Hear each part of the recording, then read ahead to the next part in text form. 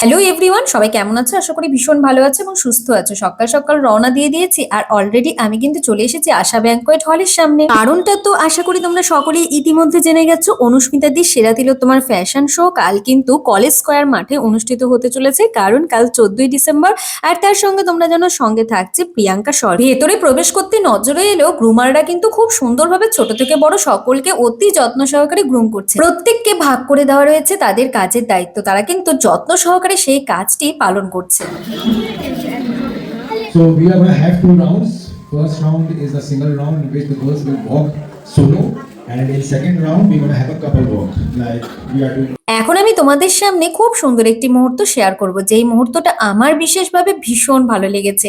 এখানে যারা বাইরে থেকে গেস্ট হিসাবে এসেছেন, বিশেষ অতিথি থেকে শুরু করে গ্রুমার এবং এই প্রোগ্রামে যারা অংশগ্রহণ করেছে, প্রত্যেককে কিন্তু একে একে সুন্দরভাবে বরণ করে নেওয়া হচ্ছে। সেই বিশেষ সুন্দর মুহূর্তটাই তোমাদের সামনে তুলে ধরছি, আর সেই তালিকা থেকে কিন্তু আমিও বাদ যাইনি। সবশেষে অনুস্মিতা দিয়ে বেশ কিছু কথা মন ছুঁয়ে যাওয়ার মতন, যা তোমাদের সামনে ছোট্ট করে শেয়ার করছি।